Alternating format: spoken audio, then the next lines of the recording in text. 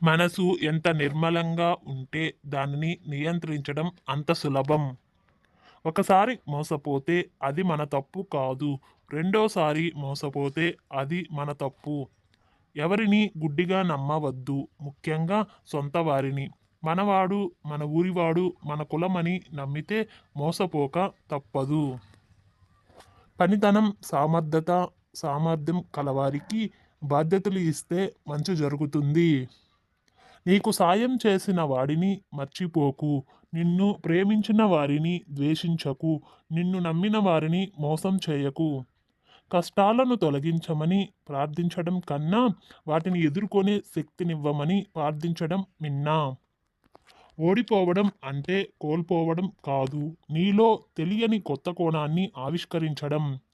భరించలేకపోతున్నాను అనుకుంటే దాన్ని ఎదిరించి పోరాడు.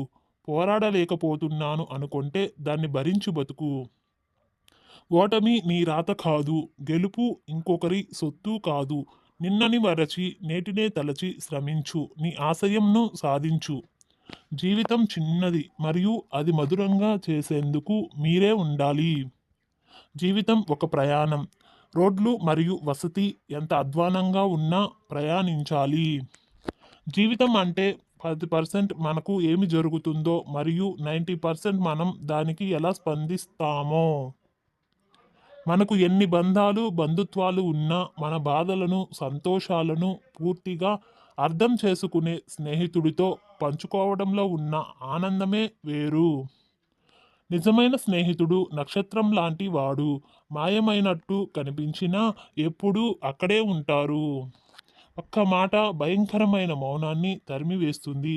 అదేవిధంగా ఒక్క చిన్న చిరునవ్వు అనంతమైన దుఃఖాన్ని చెరిపివేస్తుంది. జీవితం ఒక యుద్ధ భూమి. పోరాడితే గెలిచే అవకాశం ఉంటుంది. ఊరికే నిల్చుంటే ఓటమి తప్పదు. నీ మనసులోని మాటలను వినగలిగి నీవు చెప్పలేని మాటలను చెప్పగలిగేవాడే నీ స్నేహితుడు.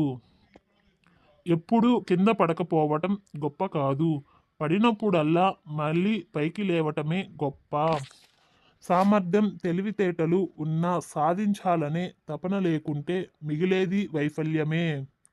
స్నేహం చేయటానికి 10 సార్లు ఆలోచిస్తే దాన్ని వదులుకోవడానికి 100 సార్లు ఆలోచించు. జీవితం మనకు ఇచ్చే గొప్ప బహుమతి స్నేహం.